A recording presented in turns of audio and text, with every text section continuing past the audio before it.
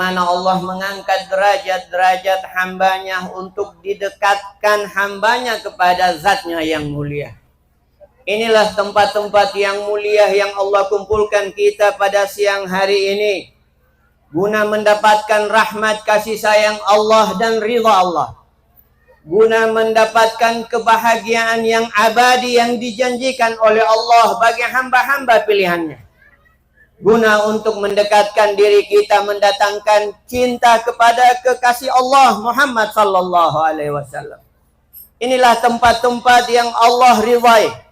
Inilah tempat-tempat yang mana Allah Subhanahu wa taala menginginkan kebahagiaan abadi untuk hamba-hambanya. Tempat yang seperti inilah yang mampu mengangkat bala dan bencana dari Allah Subhanahu wa taala.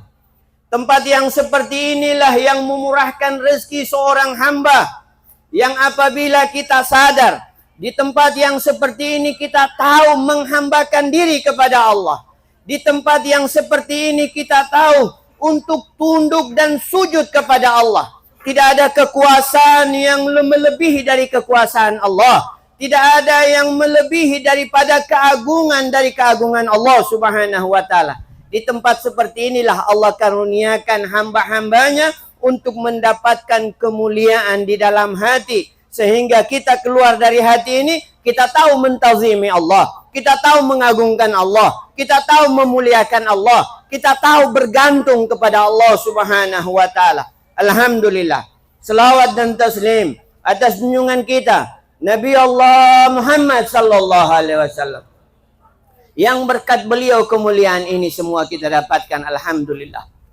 Nabi sallallahu alaihi wasallam, kita sudah dengar tadi banyak ceramah tentang masalah yang diharuskan kepada kita. Talabul ilmi fardhatun, menuntut ilmu itu wajib untuk kita. Kita ini sudah ibu-ibu, sudah bapak-bapak, mungkin sudah sulit untuk datang ke sekolah, untuk datang ke pondok pesantren. Tapi acara-acara seperti ini jangan kita tinggalkan. Karena di acara yang seperti ini informasi agama banyak kita dapatkan. Informasi agama banyak kita bisa kaji di tempat-tempat yang seperti ini. Kita keluar dari seperti ini, maklumat agama banyak kita bawa pulang. Karena maklumat agama sekarang orang sudah terlalu dangkal. Orang sudah banyak yang berjalan tidak semestinya. Sudah keluar dari jalur. Dan mereka menyatakan mereka punya diri berjuang. Padahal sudah keluar dari jalur. Ini yang banyak karena tidak paham terhadap masalah agama mereka. Tidak paham tentang pendidikan agama yang dibawa dengan murni oleh baginda Nabi Muhammad sallallahu alaihi wasallam. Nabi bawa ini agama dalam keadaan bersih yang diturunkan oleh Allah melalui malaikat yang paling suci, yang paling bersih, pimpinan daripada malaikat Jibril. Diterima oleh Nabi yang paling mulia, Nabi yang paling agung, Nabi yang paling suci, yaitu Nabi kita Nabi Muhammad sallallahu alaihi wasallam. Sampai kepada kita dibawa oleh Habib Idrus bin Salim Al-Jufri. Agama ini bersih. Agama ini mulia. Tapi banyak orang yang memperjuangkan agama tidak dengan jalurnya. Karena dangkalnya ilmu. Karena tidak memahami agama, tidak memahami perjuangan. Ini yang banyak keliru di antara kita. Sehingga kita punya ibadah, kita punya perjuangan, kita punya salat, kita punya puasa, masih juga tidak ditengok oleh Allah dan tidak diterima oleh Allah disebabkan tidak ada pemahaman sempurna terhadap masalah agama kita. Hadirin yang dimuliakan oleh Allah Subhanahu wa taala. Di zaman baginda Nabi Muhammad sallallahu alaihi wasallam, pejuang-pejuang yang mulia, mereka berada di barisan yang paling depan. Ketika satu dari pejuang itu meninggal, semua memberikan bisyarah kepada pejuang tersebut, memberikan penghargaan terhadap pejuang tersebut bahwa matinya adalah mati syahid. Mereka memuji dengan surga yang Allah janjikan. Nabi dengar hal tersebut.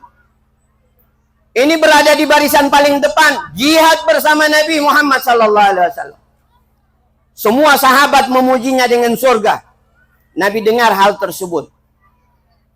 Nabi sampaikan kepada para sahabat, kalian tahu apa yang kalian bilang itu Itu adalah kalimat yang sangat berharga. Dan kalimat kalian tahu apa yang dilakukan oleh sahabat yang telah meninggal itu? Rasulullah mengatakan huwa finnar, dia di neraka bukan di surga. Disebabkan salah di dalam berjuang. Padahal di barisan paling depan. Ini kita harus sadari, ini kita harus pahami. Disebabkan apa? Disebabkan niat yang tidak betul yang ada di dalam dirinya. Berjihad hanya untuk supaya dikatakan dia adalah orang yang jago atau orang yang sebagai pejuang dan seterusnya. Tidak mengharapkan rahmat kasih sayang Allah Subhanahu wa taala. Ini perjuangan, ada perjuangan yang lebih besar daripada perjuangan bersama Nabi di barisan yang paling besar. Ini suatu kemuliaan yang sangat besar. Tapi karena tidak di jalur yang Nabi ajarkan, maka keluar daripada apa yang diharapkan. Kita punya sembahyang saja. Sembahyang kita saja, kalau tidak melalui ajaran bimbingan dari Nabi Muhammad SAW, kita punya salat pun tidak diterima oleh Allah. Kita sudah setiap hari salat, kita sudah setiap hari sujud, kita sudah setiap hari ibadah. Tapi tidak ada satu dari amalan ibadah salat kita diterima oleh Allah. Disebabkan apa? Karena kita tidak mau tuntut apa yang dituntut oleh agama kita dari salat itu sendiri. Nabi mengatakan di dalam hadisnya, rubba musalli laisa lahu min salatihi illa ta'ab. Banyak orang yang salat, kadang orang yang salat sujud ruku setiap hari. Seperti itu, tidak ada yang dia dapatkan dari hasil salatnya kecuali capek. Apa arti daripada salat kita? Apa daripada hasil daripada ibadah kita kalau cuma capek yang kita dapat? Tidak mengangkat derajat, tidak menghapuskan dosa, tidak menjadikan kita orang yang baik di hadapan Allah dan Rasulnya. Itu semua tidak ada arti kalau kita tidak mau kaji agama ini dengan baik. Kita tidak mau pelajar, kita tidak mau menjadikan diri kita ini orang yang dekat dengan Allah. Kita tidak peduli dengan syarat salat, kita tidak peduli dengan rukun salat, kita tidak mau tahu dengan wudu yang baik. Yang penting kita sudah wudu, salat sudah selesai. Kalau salat tipe yang seperti ini tidak akan menjadikan kita orang yang berubah di dalam hidup kita menjadi orang yang dimuliakan. Begitu juga puasa dan seterusnya. Disebabkan apa? Disebabkan karena dangkalnya pemahaman agama terhadap apa yang Allah wajibkan kepada kita. Hadirin yang dimuliakan oleh Allah Subhanahu wa taala. Banyak kebaikan-kebaikan yang kita lakukan tadi tapi tidak punya nilai di mata Allah. Kita cuma capek saja. Saya kasih contoh perbuatan yang baik tapi tidak punya nilai di mata Allah. Contoh yang baik tapi tidak punya nilai di mata Allah karena melanggar aturan daripada Rasulullah Sallallahu Alaihi Wasallam. Kalau khatib naik mimbar, khatib khutbah naik mimbar. Sudah naik mimbar khatib, sudah khutbah, kemudian ada orang yang cerita, ada yang bicara, kita tegur. Kita tegur, jangan bicara. Baik tidak dah perbuatan ini? Saya mau tanya, baik tidak perbuatan ini? Baik tidak? Ibu-ibu, baik tidak? Baik, menegur seseorang yang bicara di masjid, khatib sudah bicara, sudah ceramah, sudah khutbah. Baik tidak? Menurut agama tidak baik. Ini saya kasih paham. Karena kita tidak tahu agama, kita menganggap itu baik, tapi agama bilang itu tidak baik. Karena tidak tahu aturan, tidak tahu agama, tidak tahu syariat. Jadi banyak orang yang berjuang, dia menganggap dirinya baik, padahal semua nol yang dia lakukan. Karena tidak jalan syariat di dalamnya, tidak tahu menghormati yang besar, tidak tahu menghormati orang tua, dengan berjuang dengan kebohongan, berjuang dengan penipuan. Ini perjuangan.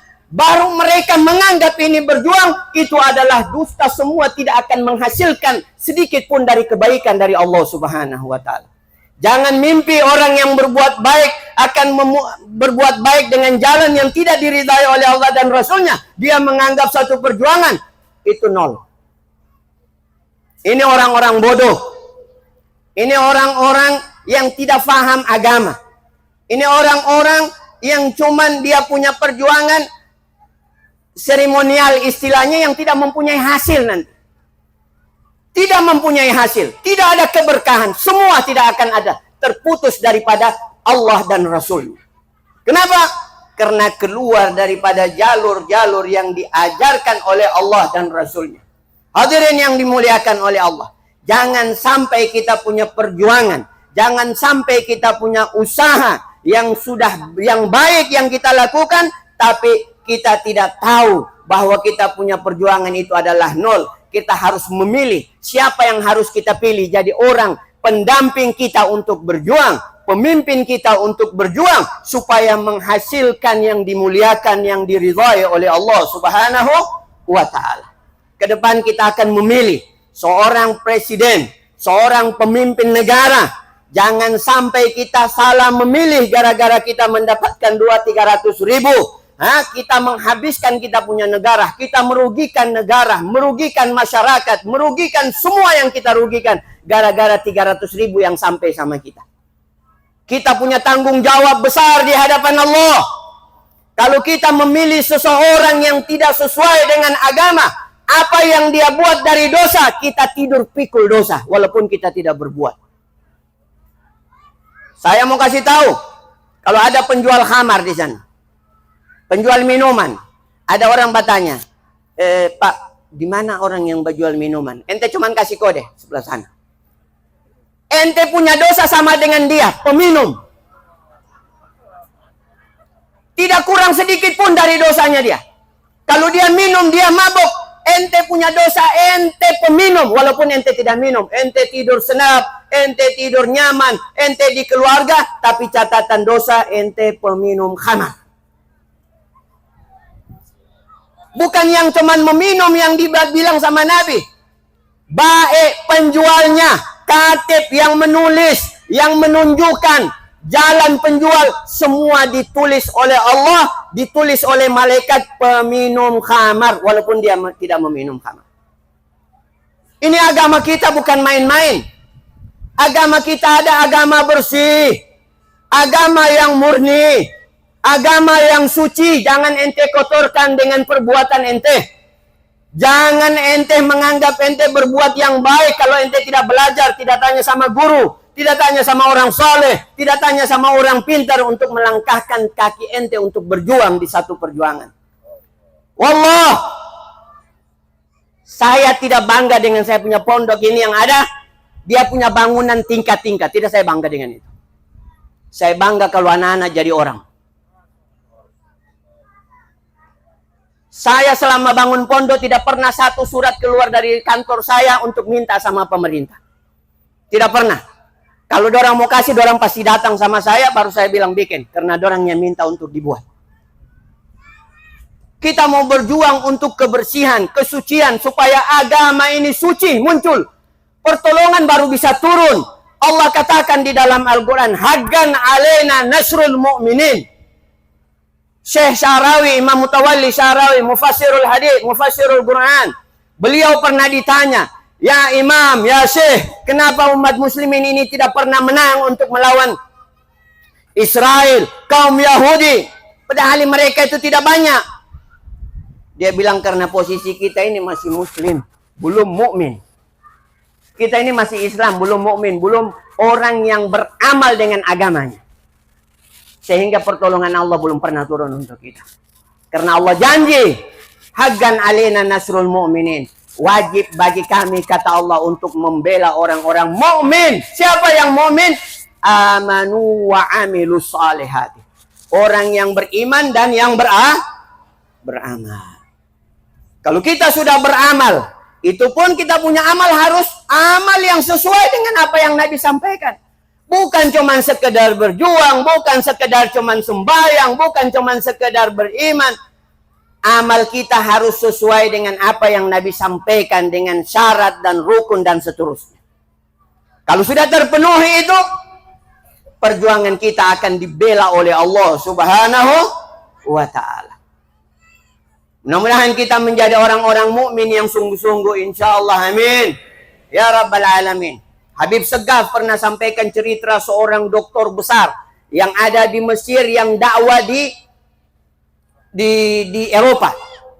Syekh Abduh nama beliau. Dia berdakwah di Eropa sudah puluhan tahun. Akhir hayatnya sudah tua, dia bilang saya mau kembali ke negeri saya, Kairo, Mesir. Untuk kalau mau akhir hayat saya di sana.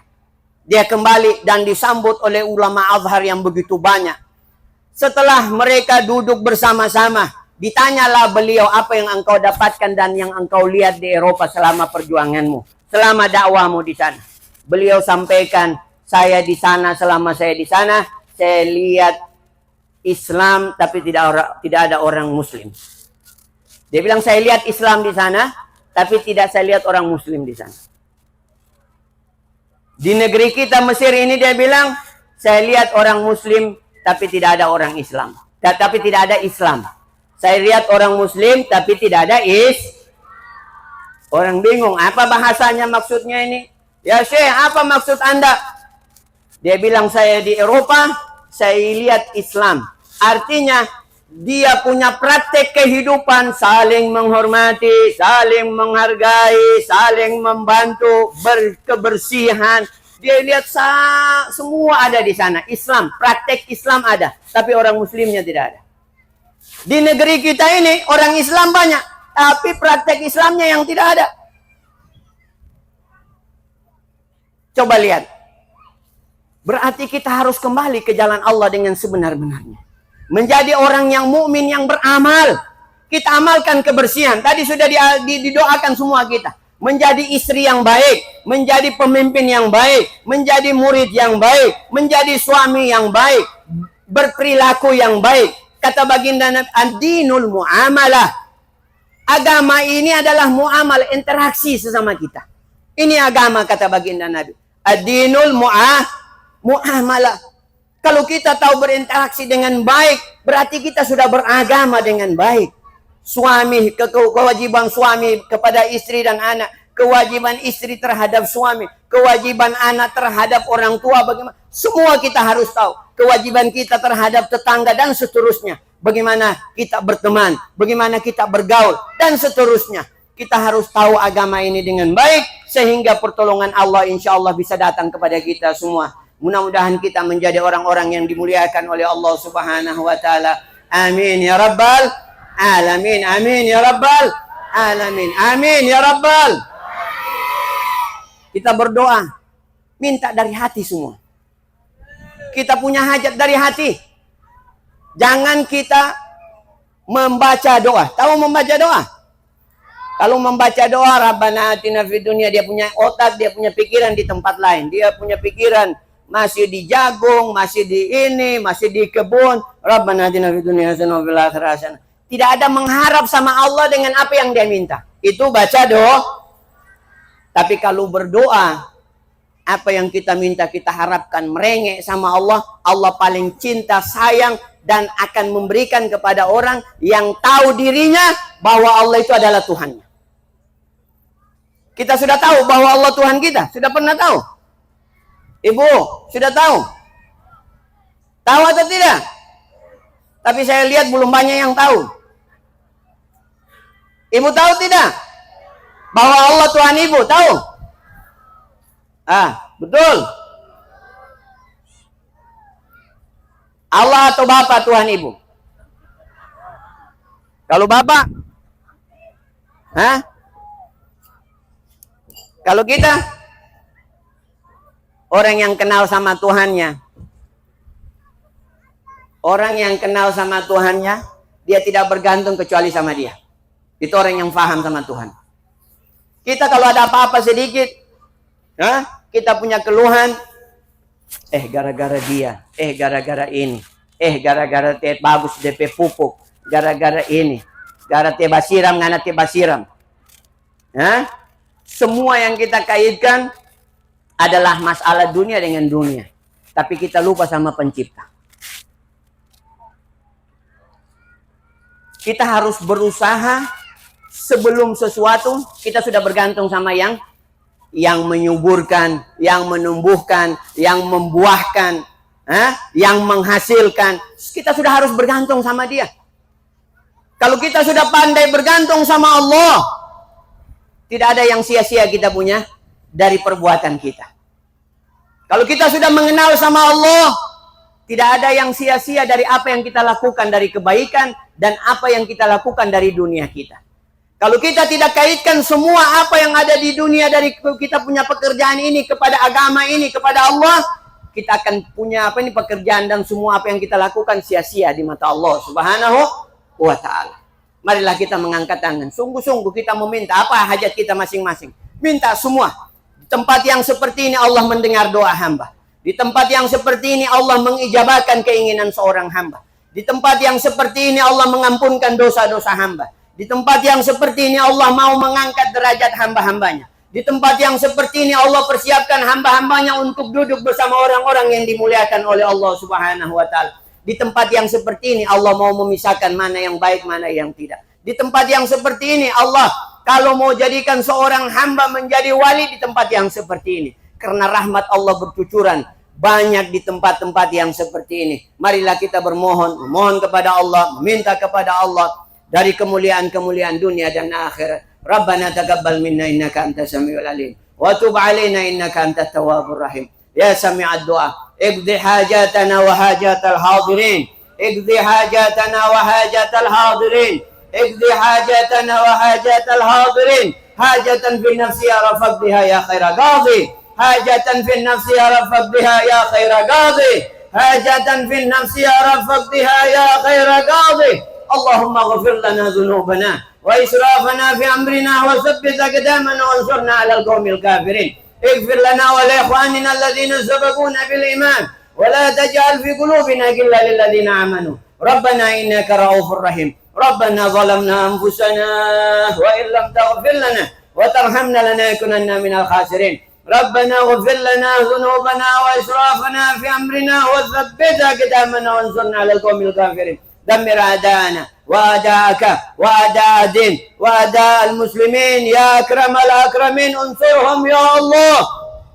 انصر إخواننا المسلمين في فلسطين وغزة يا الله بنصر منك يا ناصر يا قوي يا متين. ربنا تقبل منا إنك أنت السميع العليم وتب علينا إنك أنت التواب الرحيم. يا أول الأولين ويا آخر الآخرين ويا ذا القوة المكين ويا راحم المساكين يا أرحم الراحمين. ارحمنا والمسلمين. ارحمنا والمسلمين. ارحمنا والمسلمين. فرج عنا والمسلمين. فرج عنا والمسلمين برحمتك يا أرحم الراحمين. اللهم اغفر لأمة محمد. اللهم اجبر لأمة محمد. اللهم اصلح لأمة محمد. اللهم عافي عن أمة محمد.